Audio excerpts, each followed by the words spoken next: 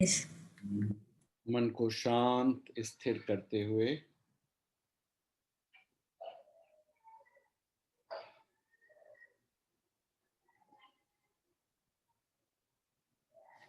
अपने माता पिता को प्रणाम कर लें,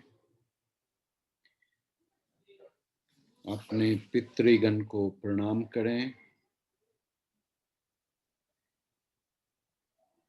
अपने गुरु महाराज को प्रणाम करें, अपने कुल देवी कुल देवता को प्रणाम करें।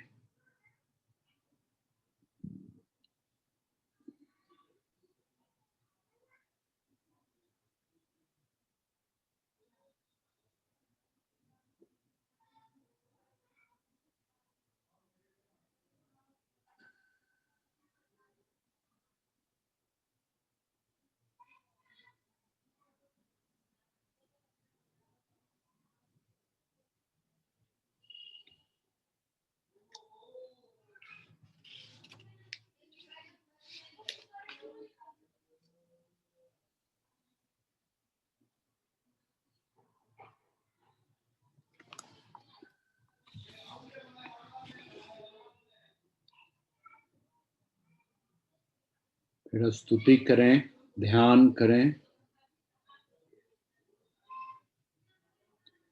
ओम ह्रां रक्तांबरा रक्तवर्णा रक्त सर्वांगभूषणा रक्तांगुधा रक्तनेत्रा रक्तकेशातिभीषणा रक्तबाहु नखा रक्तदशना रक्तदंडिका पतिं नाड़ी चानुरक्ता देवी भक्तं भजे जनम वसुधैव विशालाशा सुमेरुयुगलस्तनी दिधौं लंबावती स्थूलौ तावतीव मनोहरौ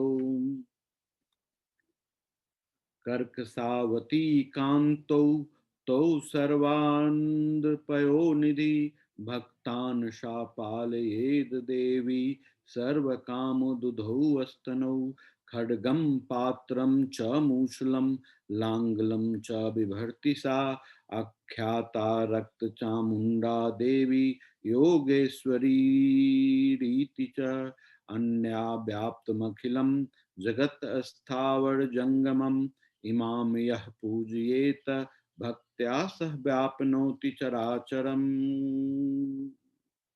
ओम ह्रीं ह्रौं क्लीं ओं क्लीं महालक्ष्म्यै नमः।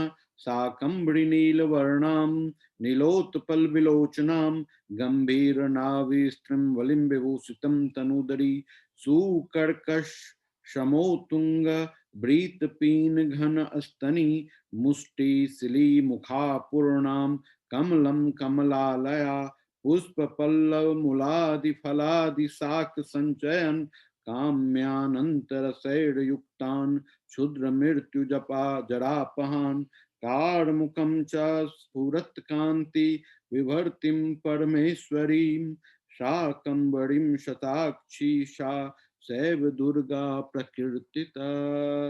जय मां दुर्गा, जय मां दुर्गा, जय मां दुर्गा, जय मां दुर्गा, जय मां।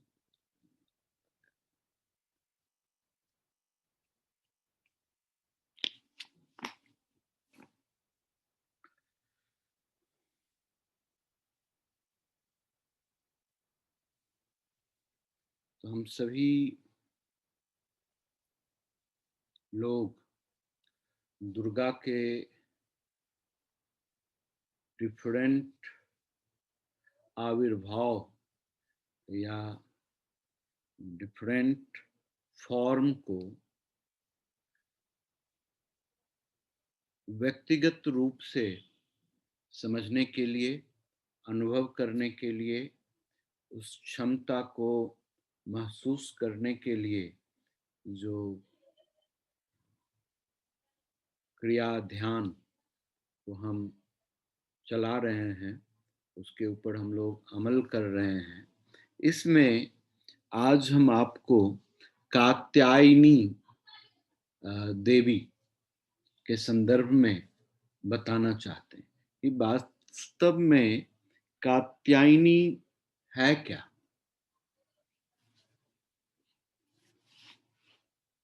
है ना? तो जब हम इसको समझेंगे तो फिर ये बड़ा ही अद्भुत बात हमको समझ में आ जाती है, समझ में आ जाती है। ठीक है? कात्यायनी का मतलब होता है कि ऐसा पावर जो कात्या के घर में या कात्या के द्वारा डेवलप किया गया हो, पालन पोषण किया गया हो, ग्रोथ किया गया, वो कात्यायनी होती है। अब समझना होता है कात्या का क्या मतलब होता है। कात्या का मतलब होता है बीइंग इन द डेप्थ। जब आप किसी भी चीज के डेप्थ में होंगे, यानी कि जब आप अपने समझ में, अपने बारे में भी डेप्थ विजडम को डेवलप करेंगे, महसूस करेंगे, रियलाइज करेंगे, तब जा करके आपको आपकी कात्यायनी शक्ति का अनुभूति होगा। और जीवन की जो भी चीजों को आप अपने डेप्थ से डेवलप करते हैं, ग्रोथ करते हैं, उसको एक्सप्लोर करते हैं, उसको कंफर्म करते हैं, वो सारी की सारी शक्ति कात्यायनी कहलाती है।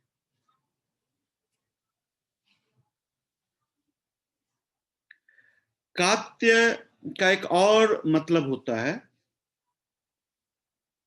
एन एल्डरली पीपल, और आप कह सकते हैं कि मिडिल एज की जो विडो होती है उसको भी कात्या कहते हैं।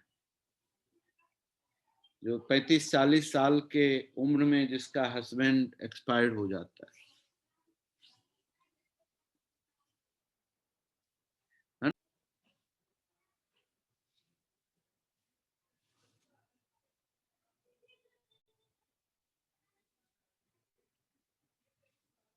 तो हम बता रहे थे कि जो कात्यायनी जो ताकत है, शक्ति है, वो हमको वो शक्ति का एहसास तब होता है जब हम किसी भी चीज का डेप्थ में अनुभव करते हैं। तो जब आप अपनी डेप्थ की अनुभूति करेंगे तो आपके अंदर कात्यायनी का जन्म हो जाएगा। जैसे आपने देखा कि इससे पहले जो शक्ति थी स्कंद माता, जिसका मेजर वर्क क्या था, शक्ति का संचय करना और सृजन का कार्य करना, क्रिएटिविटी भी करना, है ना? अब इस जगह में कात्यायनी का क्या काम होता है कि आप चीजों को अपनी जरूरतों के हिसाब से जब इवॉल्व करने की क्षमता आ जाए आपके, जब आप किसी चीज के डेप्थ में जाएंगे तो उसको आप अपने हिसाब से यूज करने की क्षमता बढ़ जाएगी आपके अंदर। तो वो इवॉल्व करने की एबिलिटी आ जाता है। यानी कि आप की जो क्वालिटी होगी कि आप शोधकर्ता हो जाएंगे, शोध कार्य करना शुरू कर देंगे, रिसर्च वर्कआउट करने लग जाएंगे, है ना? तो ऐसा एबिलिटी डेवलप होती है इसमें। कात्यायनी का जो पर्पस है इस शक्ति का, इसका पर्पस है अज्ञानता और अन्याय को मिटाने के लिए। जो हमारे अंदर मैसेज आता है, जो इंफॉर्मेशंस आती हैं, जो नॉलेज आता है, जो विजडम आता है, जिसको हम कात्यायनी बोलते हैं, ये रिएक्शन है। क्योंकि जब आप किसी चीज के डेप्थ में समझेंगे तो उसकी एक्टिविटीज को भी आप बहुत ही अच्छे तरीके से समझ पाएंगे, अनुभूत कर पाएंगे, ऑर्गेनाइज कर पाएंगे। अगर आप किसी चीज के डेप्थ में नहीं जानते हैं तो हमेशा नीम हकीम खतरे जान की बात होती है ना? Little knowledge is a dangerous thing. वो आपको कहीं का भी नहीं रखता है, आपके अंदर स्टेबिलिटी नहीं देती है, आपको कंफर्मेशन नहीं देता है, और आप उस ताकत को, उस क्षमता को सही ढंग से उपयोग में नहीं ला सकते। बहुत बहुत अद्भुत बात है इसके अंतर्गत। तो आप सिंपल मैसेज में ये समझना है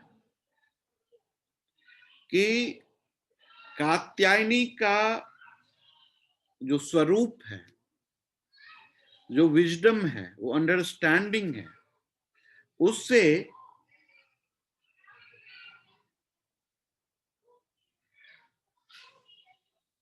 एक डिफरेंट काइंड ऑफ एंगर का विजडम होता है।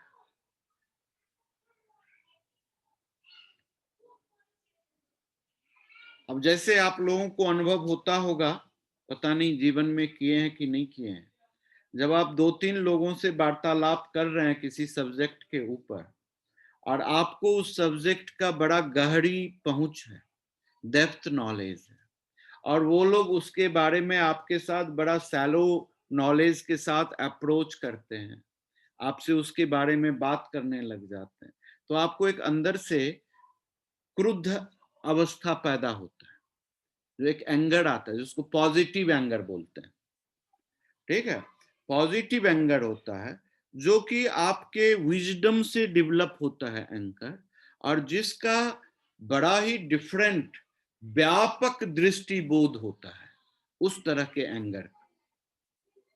वो एंगर जरूरी होता है जीवन के अंदर में। अगर वो एंगर नहीं होगा तो भी आपको मुश्किल हो जाए।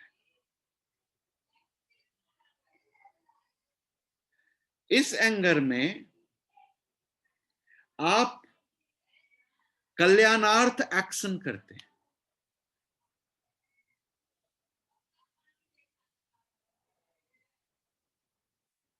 इस एंगर में आप ग्रोथ डेवलपमेंट करते हैं।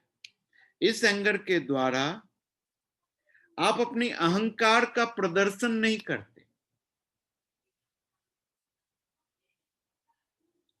इस एंगर के द्वारा आप अपनी पावर को डिस्टिंक्टिवली यूज करने में समर्थ हो जाते हैं।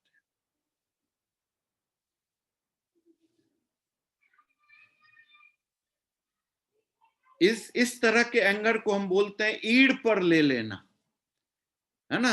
हम कोई भी चीज ईड़ पर ले लेते हैं, अच्छा कैसे नहीं होगा हमसे, देखते हैं, और हम अपनी पूरी ताकत को लगाते हैं और उसको सही ढंग से संपादित कर देते हैं। उपयोग तो अपनी शक्ति का ही करते हैं चीजों को संपादन करने में,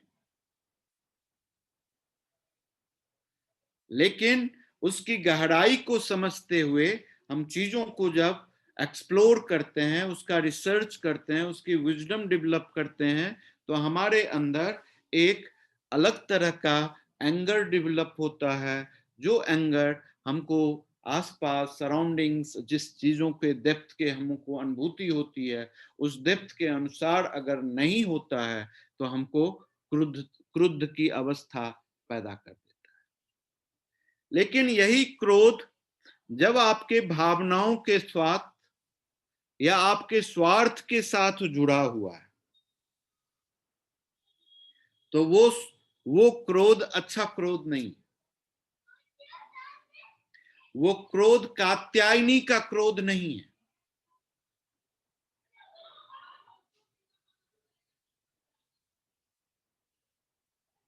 है ना। ऐसी बात होती। तो जब कात्यायनी का क्रोध होता है तो इसमें हमारा व्यापक दृष्टिबोध होता है। हम चीजों को एज ए होल समझने की कोशिश करते हैं, एफर्ट्स करते हैं, और उस चीजों को सही ढंग से संपादित कर सामने में ले आते हैं। ऐसी बात हो जाती है। ये जो शक्ति है किसी भी व्यक्ति विशेष के अंदर में, कि अपनी क्षमता की गहराई को समझ करके अपने अंदर जो दृढ़ निश्चय कर लें, तो वो अपने जीवन में एक्सट्रीम रिसर्च करके अपने आप को एक नए पोजीशंस, नए स्टेटस, नए कंडीशंस के साथ इवॉल्व कर पाता है। That power is Katyayani power. और ये हर एक व्यक्ति के अंदर में ऐसी क्षमता होती है। तो इसीलिए हमको अपनी गहराई में उतरने की जो प्रैक्टिस है, इसको करनी चाहिए। इससे बड़ा अद्भुत बात होता है।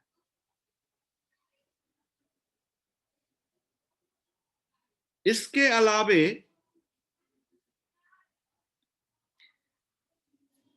कात्यायनी देवी की एक और सबसे बहुत बड़ी क्षमता होती है कि आप अपनी डिजायरेबल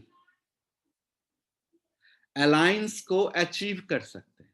यानी कि अपनी शक्ति को शिव के साथ मिला सकते हैं या अपने शक्ति को शिव के साथ मिला सकते हैं। ये बड़ा जबरदस्त जंक्शंस का काम करता है और जिसकी वजह से आपके आज्ञा चक्र की अधिष्ठात्री कहलाती है। यानी कि आज्ञा चक्र जो है सो आपका बेसिक सोर्स है, एक ऐसा ब्रिज है जो आपको फिजिकल सिस्टम से सबटल सिस्टम को मर्ज कराने के लिए जंक्शंस का काम करता है। जिस तरह से मेडुला ओब्लिगांटा आपके स्पाइन और ब्रेन को कंजंक्शन कराता है, जोड़ करके दोनों में सिस्टम को स्टैब्लिश कर देता है, ब्रेन और स्पाइन के थ्रू आपके सेंसरी और मोटर नर्व्स एक्टिविटीज को ऑर्गेनाइज करने में सक्षम हो पाता है। उसी तरह आज्ञा चक्र आपके तमाम नीचे जितने भी चक्रास हैं उसको आपके सहस्त्रहार के साथ जोड़ने में मेजर ब्रिज का काम करता है। आपने देखा है आज तक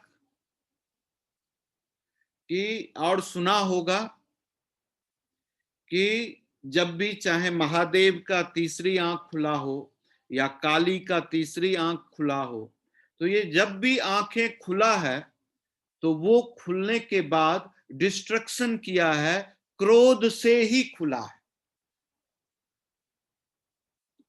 लेकिन कात्यायनी की तीसरी आंख हमेशा खुली ही रहती है, इसमें क्रोध पैदा नहीं होता।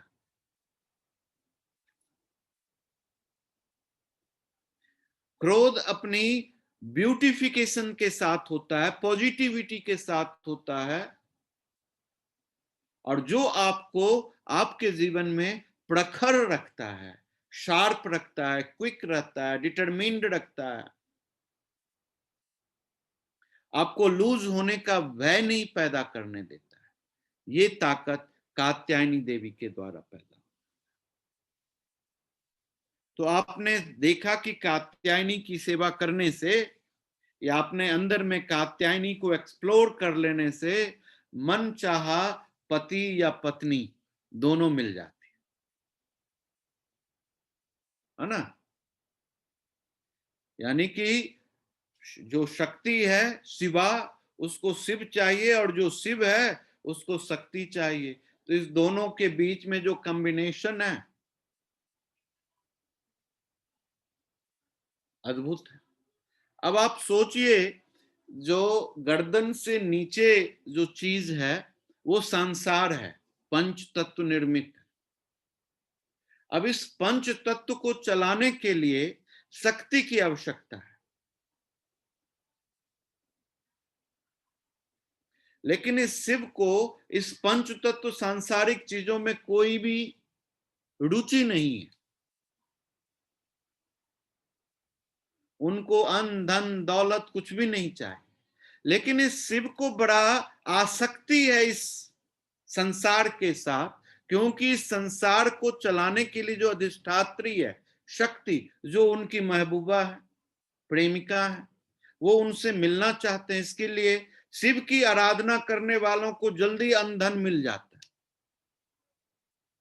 सांसारिक सुख सुविधा आसानी से मिल जाता है, क्योंकि उसके ऊपर शिव प्रसन्न रहते हैं। क्यों प्रसन्न रहते हैं? कि शिव को तो शक्ति चाहिए। तो इसीलिए सांसारिक चीजों का जो मैनेजमेंट है, वर्कआउट है, सिस्टम जो है सो शक्ति के द्वारा संचालित होता है, और जिस पर शिव की असीम कृपा होती है। तो इसीलिए ये संसार इल्यूजन के फॉर्म में हमको इस सांसारिक चीजों की अनुभूति कराते रहता है। लेकिन इस शक्ति को तो शिव भी चाहिए, तो इसीलिए सांसारिक चीजों को छोड़ना ही पड़ता है, इस शक्ति को, इसके संचालन को। इसको छोड़ करके वो ऊपर उठती है और अपने शिव से मिलती है। तो ये जो कात्यायनी देवी है, जो शक्ति है, इसका विशेष योगदान हमारी डिजायरेबल आराध्य और आराध्या को पा जाने की होती। मन चाहा पति की इच्छा है तो वो मिल जाती है, पत्नी की इच्छा है वो मिल जाती है। इसीलिए एक कहानी है कात्यायनी देवी के संबंध में कि कृष्ण को देख करके ब्रज की जितनी भी गोपियां थी, गोपिकाएं थी, सभी के मन में ये इच्छा होती थी कि मेरा विकास, मेरा भी पति भगवान कृष्ण की तरह हो।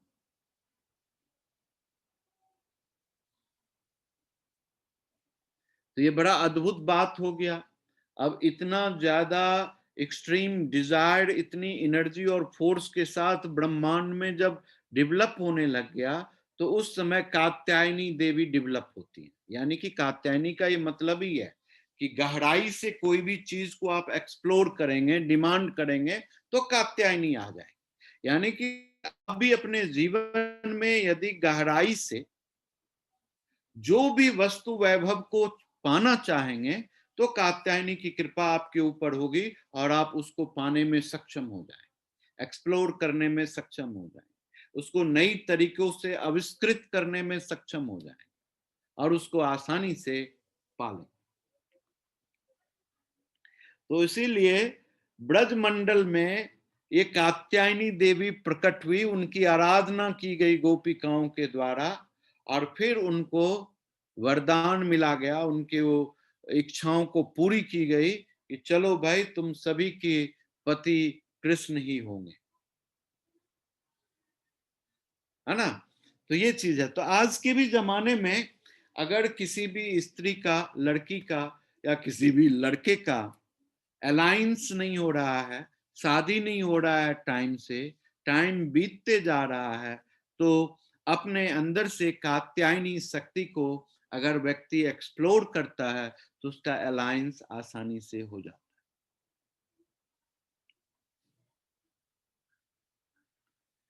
है। इस देवी के भी 4 भुजाएं हैं,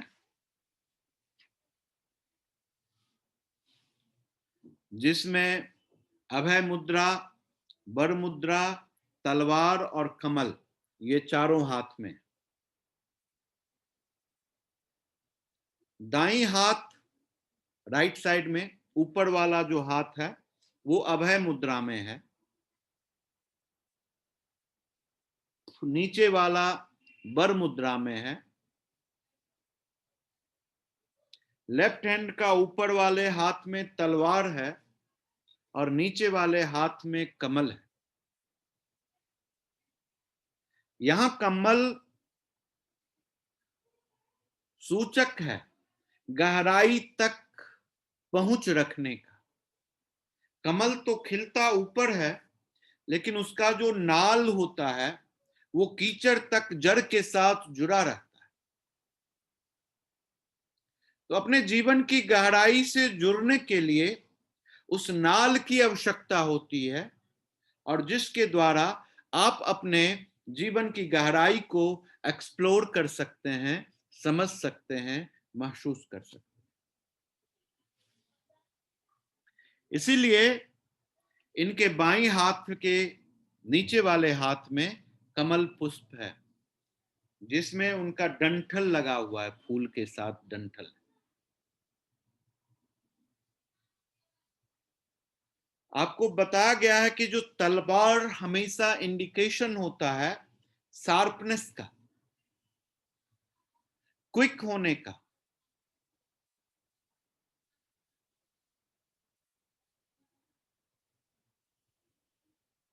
तो इस कात्यायनी के आराधना में जो भी चीज आपको आपकी गहराई से जाने से रोकता है, तो तलवार उसके लिए क्विकली आपसे उसको डिस्कनेक्ट करने का काम करता है।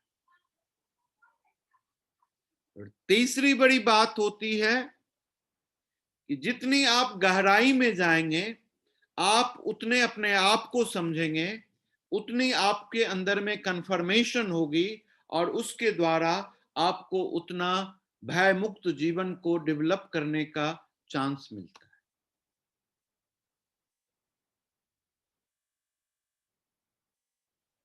और उसके बाद इनका जो चौथा हाथ है, राइट साइड का नीचे वाला, वो हमेशा ग्रेस देता है, लव देता है, कंपैशन देता है, इन इन जो इंटरनल एक्सट्रीम डिजायर है उसको एकम्प्लिश करता है।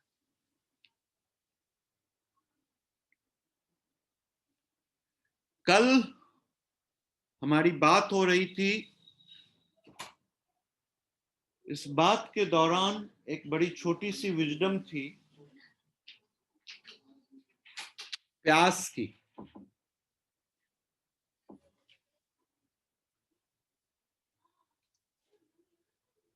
उनका कहना था कि हमारे अंदर किसी भी चीज के प्रति एक्सट्रीम प्यास नहीं है। तो हमने कहा कि ये तो बहुत अच्छी बात है, एक्सट्रीम प्यास की जरूरत नहीं है, प्यास मोर फिजिकल है,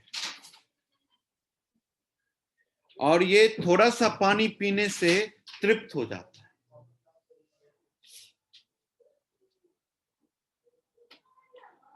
वो प्यास जब तक अतृप्त नहीं हो, वो प्यास जब तक फिजिकल से हट करके इटर्नल नहीं हो जाए, वो आपको आपको अपनी गहराई तक नहीं लेके जाए, आपके अंदर एग्जिस्टिंग जितनी भी क्षमता है उसको एक्सप्लोर नहीं कर पाए, तो फिर चीजें के प्रति आप स्थिर नहीं हो सकेंगे, और आपका मन भटकेगा, कभी ये कभी वो, कभी कुछ, ऐसी प्रवृत्ति पैदा होती है।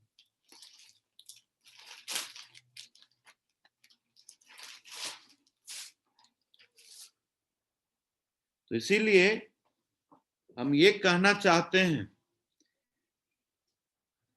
कि प्यास और दृढ़ इच्छा दोनों दो चीज है।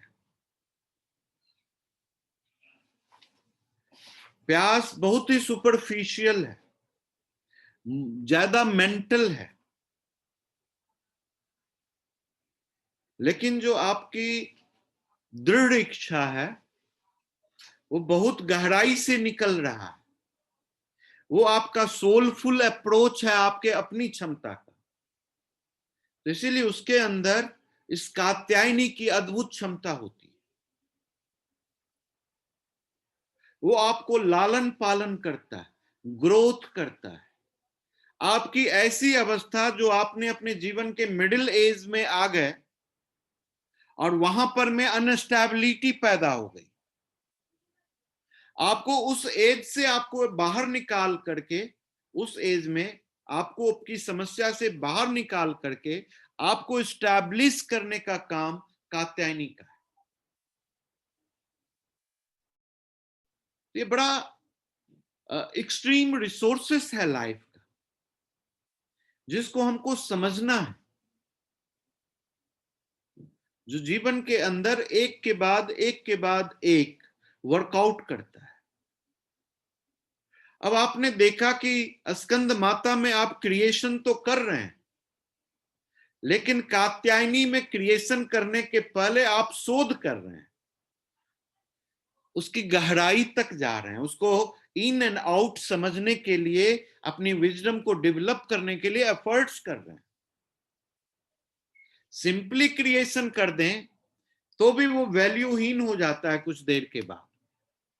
अगर आप सारी रिक्वायरमेंट को महसूस करके, इन एंड आउट को समझ करके, और फिर जब आप काम करते हैं तो उसकी क्षमता अद्वितीय हो जाती है, पावरफुल हो जाती है, अद्वितीय हो जाती है।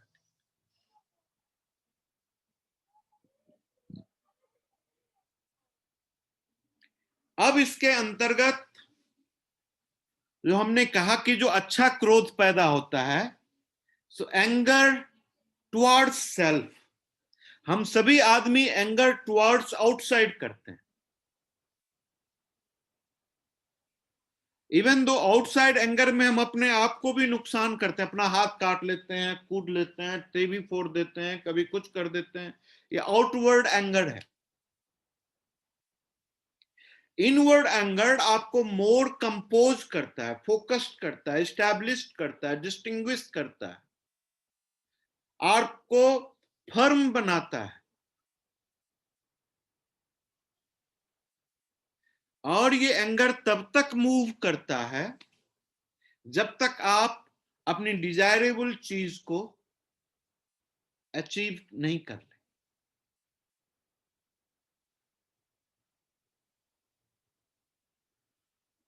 ये बात तो अपने जीवन में जीने के लिए, आगे बढ़ने के लिए आपको अन्वेषी होने की जरूरत है। आप अन्वेषण करें, रिसर्च करें, नई नई चीजों को समझें, किसी भी चीज के इन एंड आउट के बारे में समझने की कोशिश करें। सुपरफिशियल नॉलेज से धारणा निर्धारित नहीं करें। हम सभी आदमी छोटे से जानकारी के साथ अपने अंदर में आइडियाज को कंफर्म कर देते हैं। अच्छी बात नहीं। सब्जेक्ट को समझना, उसके इन एंड आउट को समझना, उसकी गहराई तक जाना, यह कात्यायनी शक्ति के द्वारा ही संभव होता है।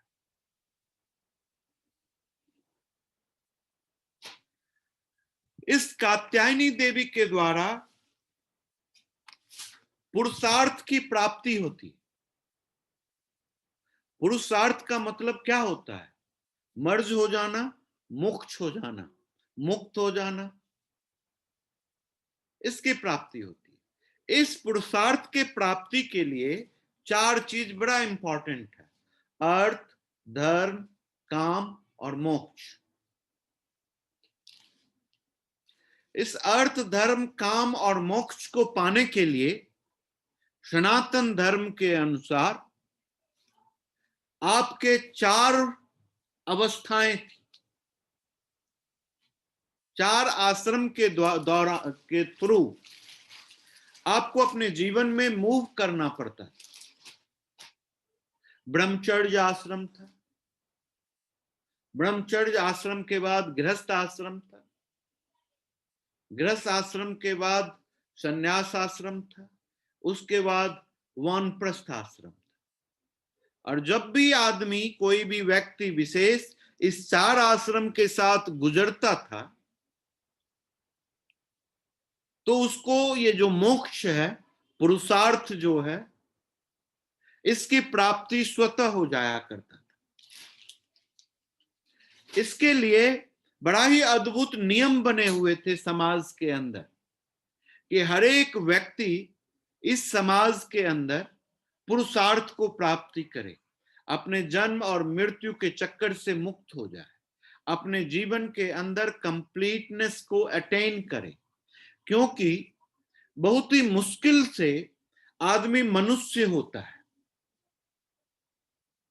उसके लिए उसको 84,000 योनि से पैदा होना पड़ता है।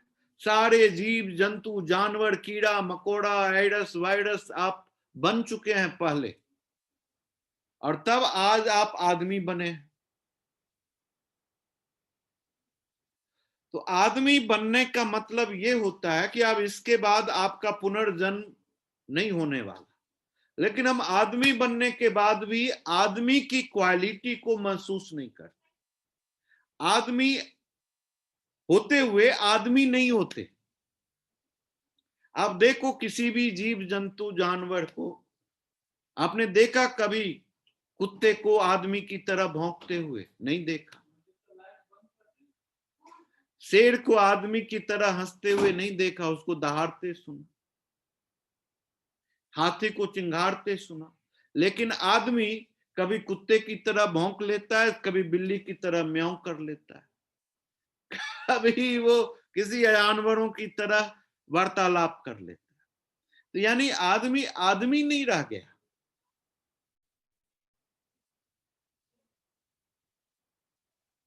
आदमी के अंदर वो सारे जानवर एक्टिव हैं। तो जानवर से भी बदतर हो गया ये। अगर आप कंप्लीट जानवर भी होते तो भी बात होती, लेकिन आप आदमी हैं और फिर भी जानवर हैं, तो डुअलिटी का नेचर है आपका। आप पूर्ण जानवर भी नहीं। देखो, आदमी चाटुकारिता करता है कुत्ते की तरह, लेकिन तो भी कुत्ता धोखा नहीं देता अपने मालिक को, लेकिन आदमी धोखा दे देता है अपने मालिक, क्योंकि वो आदमी है। वो अपने अंदर कुत्ते टाइप के जानवर को डेवलप कर रहा है। हर एक आदमी शेर होना चाहता है, लेकिन आदमी होना नहीं चाहता। हर एक व्यक्ति विशेष यही सोचता है कि आई एम सुप्रीम, लेकिन कोई भी ये नहीं सोचता कि हम आदमी हो जाएं। तो जिसकी वजह से बहुत बड़ी परेशानी का सामना करना पड़ रहा है आज के समाज के अंदर। बहुत मुश्किल अवस्था है। तो हमने ये बता रहे थे कि अर्थ, धर्म, काम और मोक्ष, इसके लिए हमको 4 आश्रमों के थ्रू गुजरना पड़ता था। पहले ब्रह्मचर्य आश्रम होता था, इसके दौरान हम एजुकेशन ग्रहण करते थे, कैसे उपार्जन किया जाए इसकी ट्रेनिंग होती थी हमको, बिजनेस करने का, पैसा कमाने का, है ना, कैसे किया जाए इसकी ट्रेनिंग दी जाती थी। तरह तरह के नॉलेज सिखाया जाता था, हस्तकरघा सिखाया जाता था। अपनी आइडेंटिटी को ड्रॉप कर दें, मैं को, सेल्फ को, इसीलिए भिक्षाटन कर करके भोजन करना सिखाया जाता था कि आपका अहंकार आपको डिस्टर्ब नहीं करे आपके लाइफ में, है ना। तो इसलिए भिक्षाटन किया जाता था। लेकिन आज तो हम लोग ऐसा ब्रह्मचर्य का कोई नियम पालन ही नहीं करते और सीधे गृहस्थ आश्रम में चले जाते हैं। वहां बड़ी तू मैं हो रही है। पिताजी के कमाई पर पत्नी को रखे हुए हैं और अपने कैसे पत्नी को पालेंगे पोसेंगे, उनके लिए उनकी रिक्वायरमेंट को फुलफिल करेंगे, वो भी पिताजी के कमाई के ऊपर ही डिपेंड कर। कितना दुख का बात है।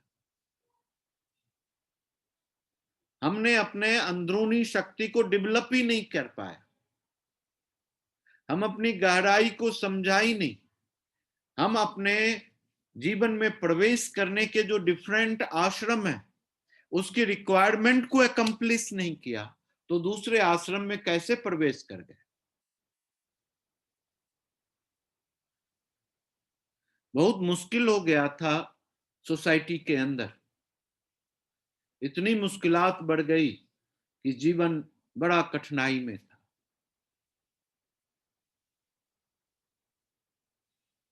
ओशो, रजनीश जो थे, बहुत ही गृहस्थ जीवन को, गृहस्थ आश्रम को बहुत महत्व देते थे, एक्सट्रीम इंपॉर्टेंस देते थे। उन्होंने एक अपनी छोटी सी किताबें लिखी थी, from sex to supreme power, संभोग से समाधि की ओर। और उस किताब में भी उन्होंने इस 4 आश्रम के बारे में बहुत अच्छी तरीके से एक्सप्लेन किया। और वैसे भी ये बड़ा इंपॉर्टेंट आश्रम है, गृहस्थ आश्रम। 4 आयाम जो पुरुषार्थ के हैं, अर्थ, धर्म, काम और मोक्ष, 4 में से 3 चीज, अर्थ, धर्म और काम, ये तीनों चीज गृहस्थ आश्रम में एकम्प्लिश हो जाता है, सिर्फ गृहस्थ आश्रम। जब आप सही ढंग से गृहस्थ आश्रम को अडॉप्ट करते हैं, उसके नियम और रूल्स को फॉलो करते हैं, उसकी गहराई में उतरते हैं, तो पुरुषार्थ प्राप्ति के 4 संसाधन में से 3 संसाधन आप अर्जित कर लेते हैं। फिर एक संसाधन को पाना बड़ा आसान हो जाता है। तो इसके लिए जो पति पत्नी मिल करके गृहस्थ आश्रम को जन्म देते हैं, उस गृहस्थ आश्रम में दोनों मिल करके अर्थोपार्जन करते हैं, सोर्स ऑफ इनकम डेवलप करते हैं, जिसके द्वारा अपने घर को सुव्यवस्थित रख सके, है ना। फिर उसके बाद अर्थोपार्जन जब होने लग जाती है तो व्यवस्था बढ़िया होने लग जाती है, रिक्वायरमेंट ठीक होने लग जाती है। फिर ये दोनों मिल करके 5 तरह के यज्ञ भी करते हैं। मातृ यज्ञ करते हैं, मां की सेवा करते हैं। पितृ यज्ञ करते हैं, पिता की सेवा करते हैं, है ना। पितर यज्ञ करते हैं, अपने पूर्वजों की सेवा करते हैं, उनकी पूजा आराधना करते हैं। देव यज्ञ करते हैं, देवी देवताओं की पूजा आराधना करते हैं। नए यज्ञ करते हैं, जिसके दौरान अपने अतिथियों का अंतर्मन से सत्कार करते हैं, है ना। तो इस 5 तरह के यज्ञ का संपादन जब परिवार में होता है, गृहस्थ जीवन में होता है, तभी जाकर के गृहस्थ सिस्टम स्ट्रांग हो जाता है। आज की तरह नहीं है कि आपके घर में कोई गेस्ट आ गया तो आपने मुंह बना करके रूम में घुस गए कि अब इसको तो चाय बना के पिलाना पड़ेगा, बिना बादल का बरसात कहां से आ गया, अभी तो इनको आने का टाइम नहीं था, मुश्किल में डाल दिया, अब हमको ये काम था वो भी डिले हो जाएगा इनकी वजह से। अतिथि तो बिना तिथि का ही होता है, जो बोल के आए वो क्या अतिथि, उसके स्वागत में क्या मजा। आप 50 भोजन भी बना लें तो स्वादहीन हो जाता है वो, क्योंकि आपने उनको बुलाया है, वो अतिथि नहीं।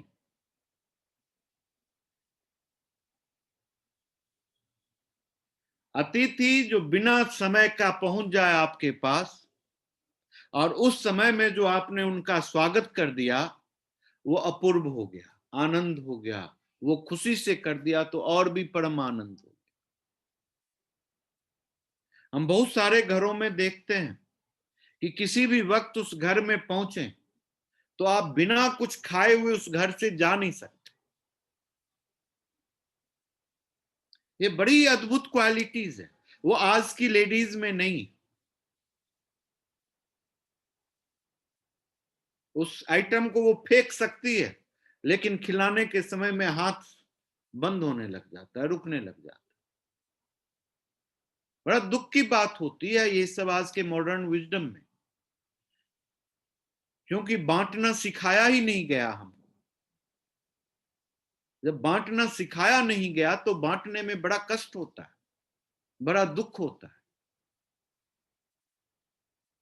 इसीलिए जो गृहस्थ जीवन है उसमें अर्थ का उपार्जन, धर्म का उपार्जन और काम का उपार्जन। काम का मतलब है जो भी आपकी डिजायर्स हैं जीवन की, जो आपकी गहराई से उत्पन्न होता है, चाहे वो शारीरिक हो, मानसिक हो, नैतिक हो, धार्मिक हो, है ना, या आध्यात्मिक हो, जो भी डिजायर ABCD, सारी डिजायर को एकम्प्लिश करने का जगह गृहस्थ आश्रम ही है। यही चूक हो गई शंकराचार्य जी महोदय से, उन्होंने गृहस्थ आश्रम को स्किप कर दिया, कहा कि हमको तुरंत ही मोक्ष मिल जाएगा, ये कौन इतना झंझट पैदा करेगा अर्थ धर्म काम के लिए, छोड़ो, इस तीनों चीज की जरूरत ही नहीं है, सब चीज को छोड़ दो और चल पड़ो जंगल में हाथ में कमंडल लेकर, जो होगा सो देखा। बड़ी मुश्किल अवस्था हो गई सोसाइटी में उस समय में। जितने भी व्यक्ति सन्यास धर्म को अडॉप्ट किया, कोई भी अंदर से तृप्ति नहीं था, संतुष्ट नहीं था।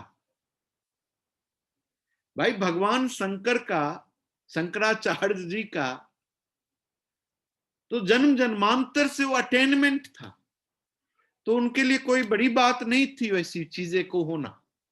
लेकिन हम आप लोग जो उनके प्रभाव में चीजों को छोड़ करके शंकराचार्य को के वचन को सुन करके और हम चल पड़े सन्यास होने के लिए, सन्यासी बन गए।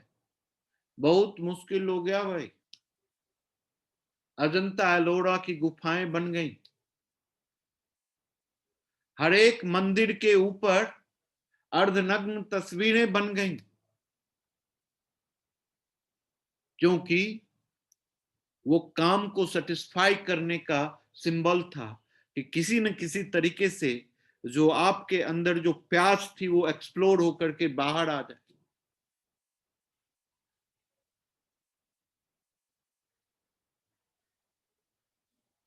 तो ऐसी अवस्था जब पैदा हो जाती तो मोक्ष नहीं प्राप्त होता, फिर पुरुषार्थ की प्राप्ति नहीं होती। तो इसीलिए कात्यायनी का वर्कआउट है कि आपके डेप्थ के साथ आपको जोड़ना, आपको एक्सट्रीम कंटेंटेड स्टेट में ले जाना, आपको अपने सराउंडिंग्स को छोड़ करके खुद के अंदर जो एंगर, जो फोर्स है, जो एनर्जी है, जो क्षमता है, उसको जागृत रखना कि आप डेविएट नहीं हो, अपने डेस्टिनेशन से डेविएट नहीं हो, एकदम पिन पॉइंटेड रहें और अपनी स्पीड को मेंटेन रखें, स्लो डाउन भी नहीं। ये काम कात्यायनी का,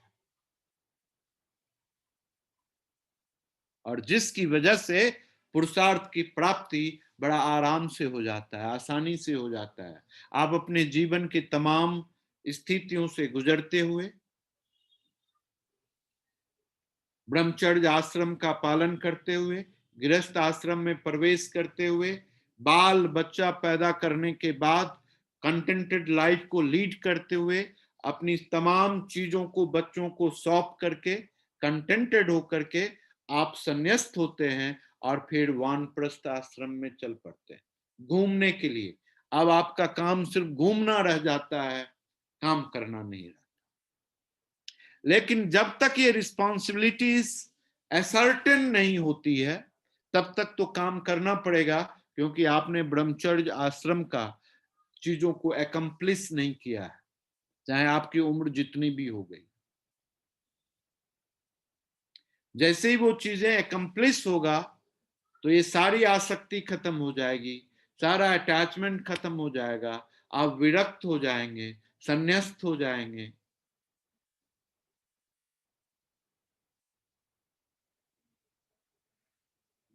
प्रॉब्लम खत्म, पुरुषार्थ की प्राप्ति हो जाती।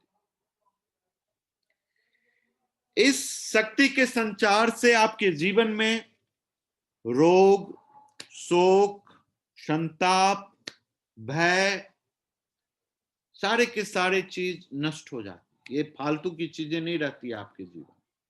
आप बड़ा ही डिस्टिंक्टिव हो जाते हैं, बहुत ही प्रसन्न हो जाते हैं, बहुत ही आनंदित रहते हैं, बहुत ही उत्तेजित रहते हैं, बहुत ही बेहतरीन लाइफ को लीड कर रहे होते हैं।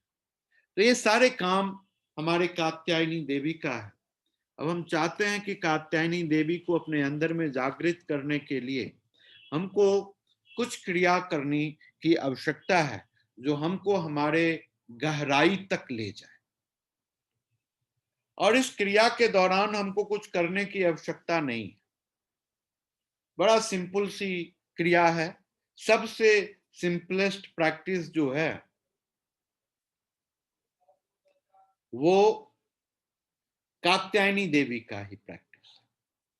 तो हम चाहते हैं कि 3 मिनट का प्रैक्टिस आप करें, और इस प्रैक्टिस के दौरान आप अपनी गहराई तक पहुंचने के लिए अनुभूत होंगे, और धीरे धीरे ये आपको आपके डेप्थ में ले जाएगा, आपकी ओरिजिनलिटी से आपको रूबरू कराएगा, आपको सशक्त कराएगा, आपको एनर्जेटिक बनाएगा, आपको फोर्सफुल बनाएगा, और जिसके द्वारा आप जीवन के हर एक चीजों को बड़े आसानी से करने में सक्षम हो।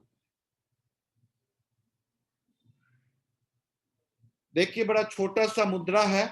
अब देखिए ये हमारे हाथ को देख रहे हैं, थंब से इंडेक्स फिंगर को टच करना है और अपनी छोटी उंगली को ऊपर उठा लेना है। राइट हैंड में भी ये प्रक्रिया है ऐसा। अब हम क्या करेंगे, मिडिल का जो 2 फिंगर है उसको अपने राइट हैंड के मिडिल और रिंग फिंगर को लेफ्ट हैंड के मिडिल और रिंग फिंगर के ऊपर रख देंगे ऐसे, ये पोस्चर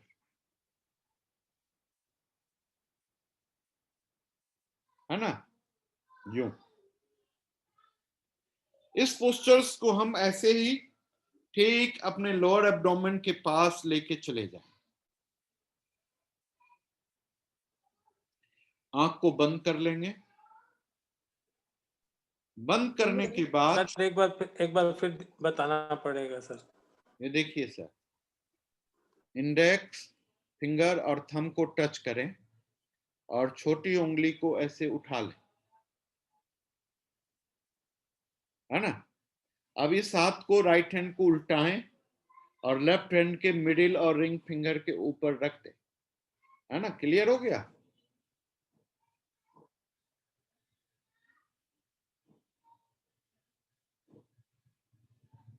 अब देखें, इस मुद्रा को अगर आप बिना किसी भी काम का भी करते हैं रोज, तो 60 सेकेंड होते होते आप अपनी अपनी गहराई को महसूस करने लगेंगे, स्थिर होने लगेंगे, सारी चंचलता खत्म हो जाती है, बड़ा ही फोकस्ड और डेप्थ में जाना शुरू कर देंगे आप।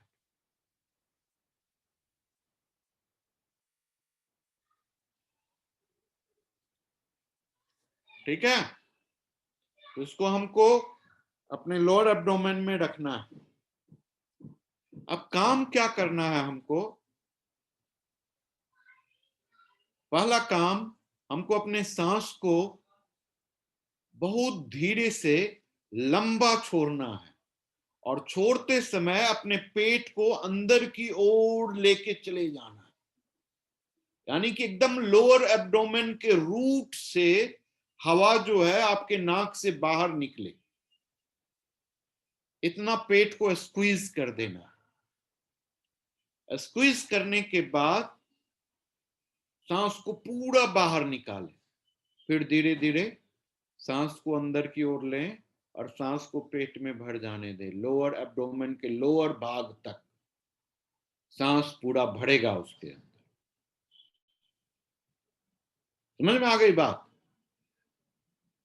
और जब पूरा पेट भर लें हवा से, फिर उसको धीरे से लंबा छोड़े पेट को अंदर की ओर ले जाकर, यानी कि सांस छोड़ते समय पेट को एक्सट्रीम अंत तक ले जाएं और सांस लेते समय अपने पेट को एक्सट्रीम फुलाएं, पूरे भरे हवा उसके अंदर।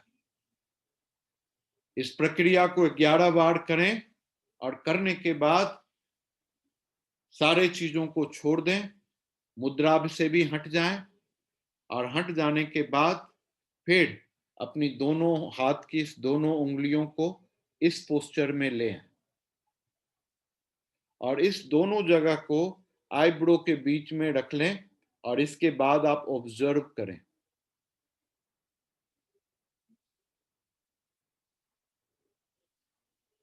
तीन मिनट के लिए ऑब्जर्व करें।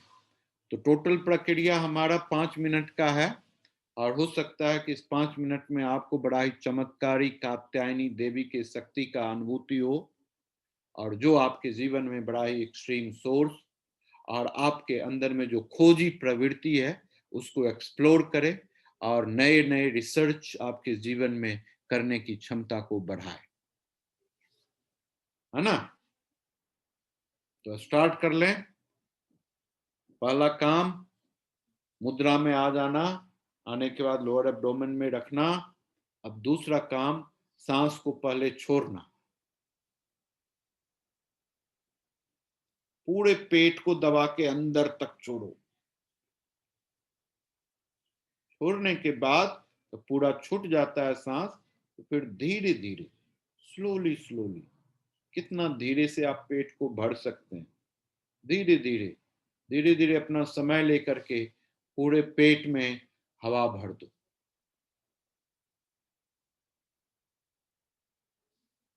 पूरा भरो टाइट हो जाने तक, और फिर सांस को धीरे से छोड़िए, एकदम खाली करिए पूरा दबा करके। जैसे हम लोग जो टूथपेस्ट होता है ना, जब खत्म होता है तो कैसे पिचका करके जो बचा खुचा होता है वो भी निकाल देते हैं, वैसे पिचका करके निकालिए अपने पेट के अंदर से हवा को। चलिए अब कार्यक्रम शुरू किया जाए।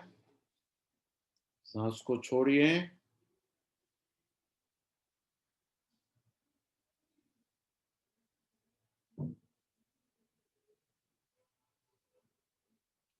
सांस को भरें,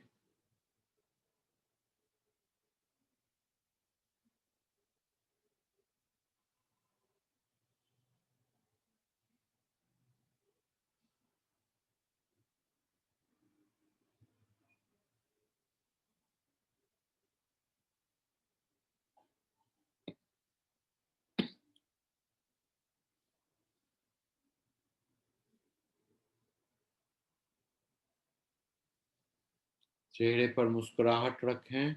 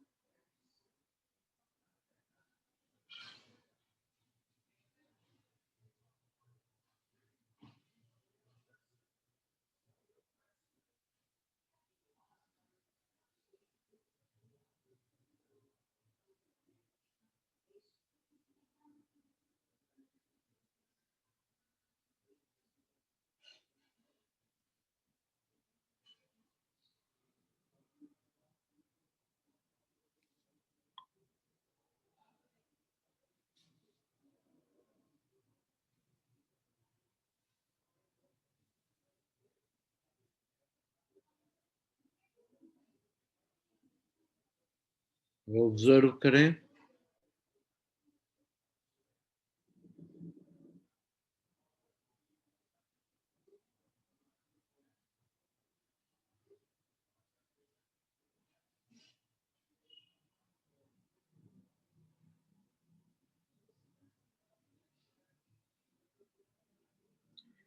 चेंज द मुद्रा।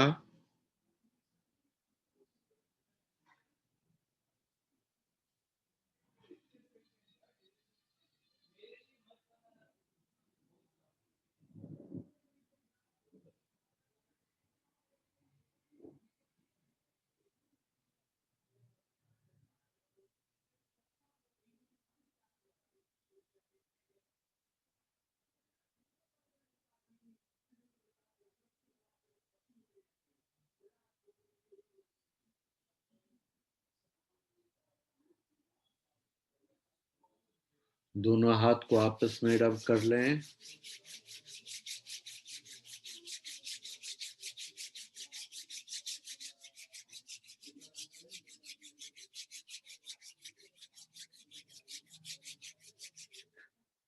दोनों आंख के ऊपर रखें।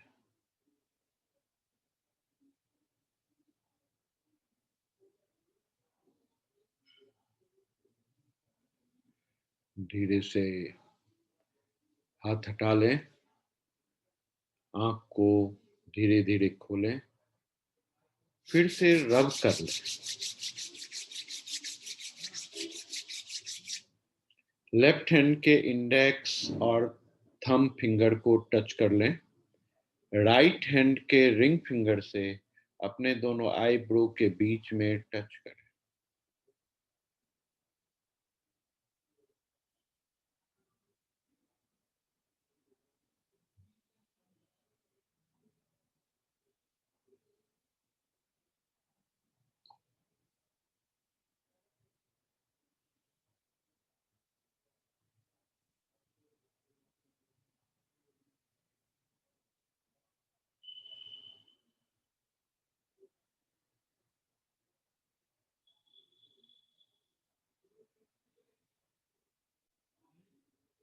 फिर से दोनों हाथ को रब कर लें।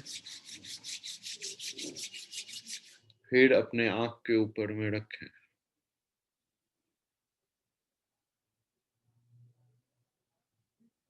फिर हाथ हटा लें, आंख को खोल लें, अपनी बॉडी को ट्विस्ट कर लें,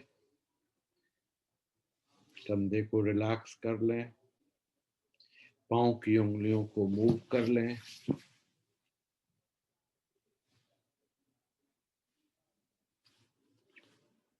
और मुस्कुराते रहें।